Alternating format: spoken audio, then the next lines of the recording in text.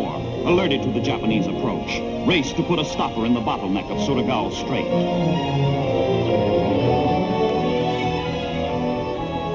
Admiral Kincaid stuffs the bottleneck with PT boats, destroyers, cruisers, and battleships. American and Australian ships and sailors comprise a floating dam across the strait, strong in firepower, strong in determination to hold. The Admiral orders positions taken.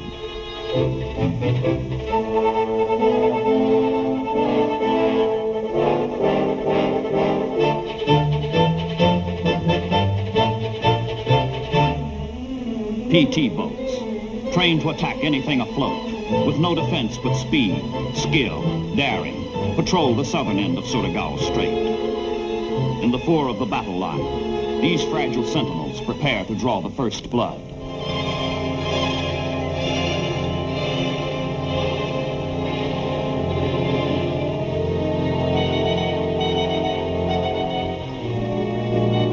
Behind the PT patrol is the destroyer picket line. Behind the destroyers are the cruisers, and behind the cruisers, the battleships. All hands are quiet, tense, waiting.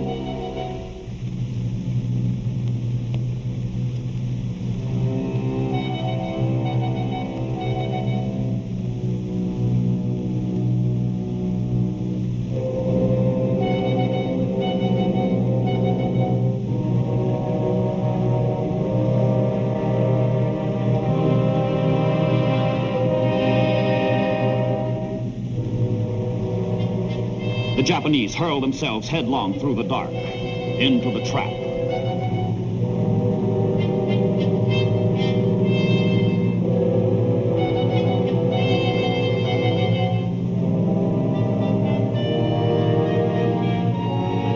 Midnight, October 24th. Inside the Japanese force, detection gear picks up their enemy. Suddenly, brilliantly, searchlights dispel the night. The Battle of Surigao Strait is on.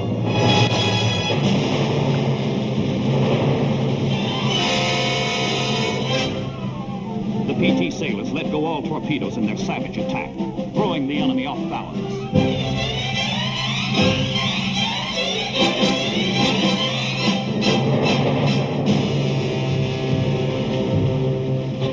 The PTs have done their job. Located the enemy, attacked the enemy, betrayed the enemy to the bigger boys. Now destroyers, cruisers, battleships, all in position, all in battle stations, take up the fight. The Japanese are in the trap, and the jaws close.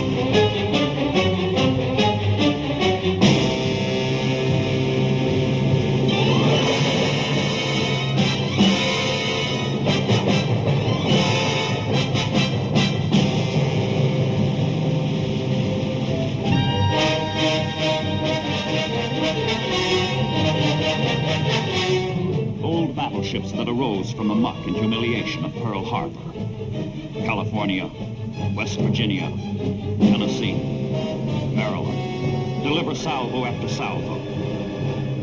With the Japanese under their guns, the old battleships take their vengeance at Surigao Strait.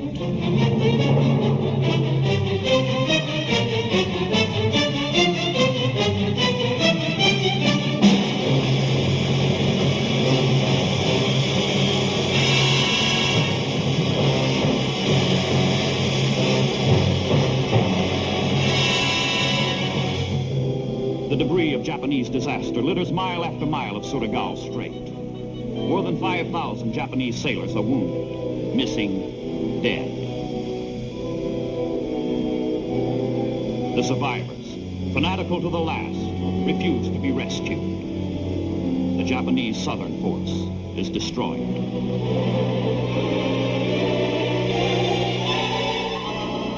But there is no time for celebration. To the north, San Bernardino Strait, unguarded, open waterway leading to the approaches of Leyte Gulf. Through this passage, the Japanese central force of battleships, cruisers, destroyers, steams at 20 knots.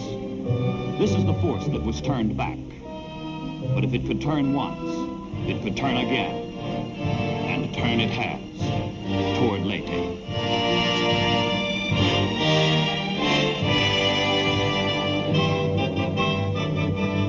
Only light American units, small escort carriers, destroyers, guard this approach to Leyte Gulf. The onrushing Japanese are first sighted by surprised, horrified search planes from the escort carriers. Should these 22 enemy ships break through, they will turn the Leyte landings into bloody shambles.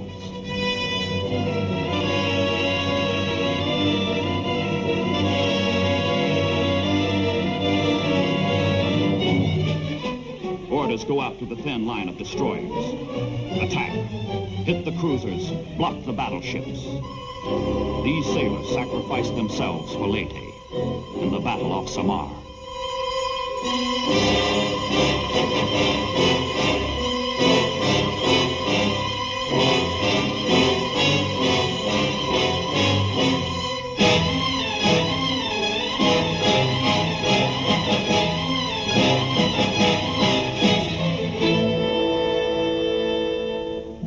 The Japanese force includes the largest warship ever built, the Yamato, mounting the biggest guns on it. Open fire, orders the Japanese admiral, letting the feeble defenders feel the full sting of the Imperial Navy.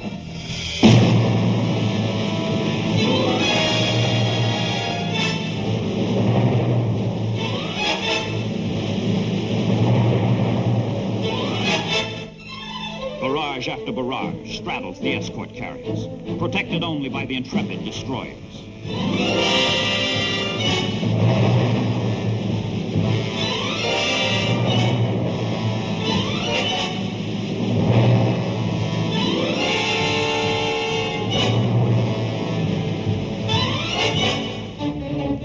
Destroyers lay screens of real and chemical smoke between the escort carriers and the enemy, then bore in to deliver a furious torpedo attack.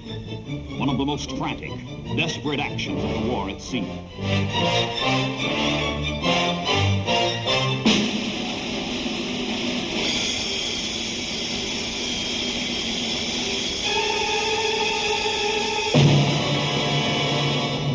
Every plane that can get off the escort carriers joins the unequal battle.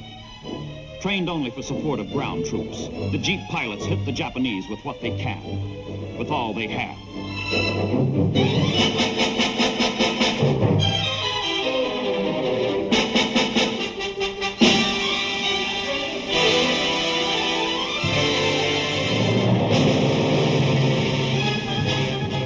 The Japanese keep pounding away, smashing the reeling escorts, the dauntless destroyers.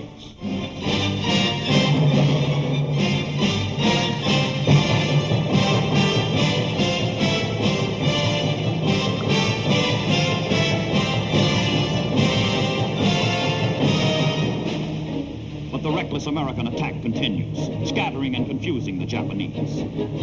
Suddenly, the Japanese make an incredible decision. With parting salvos, they break off the fight. They turn back, this time for good. 5 American ships, Gambier Bay, St. Lo, Johnston, Hull, Roberts, sunk. 2,800 casualties. Meanwhile, far to the north, off Cape Engano, the 3rd Japanese force is discovered.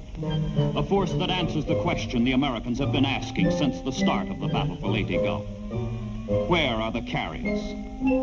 The Japanese northern force includes 4 carriers, as well as battleships, cruisers, destroyers. Steaming on a southerly course, the carriers are the final threat to Leyte Gulf.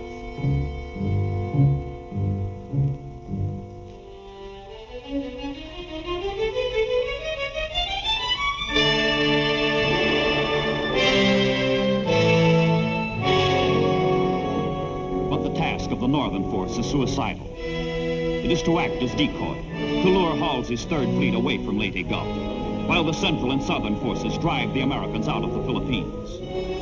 The Japanese are hopelessly outclassed, short on training, short of planes. We will be sunk, their admiral admits. That is our mission.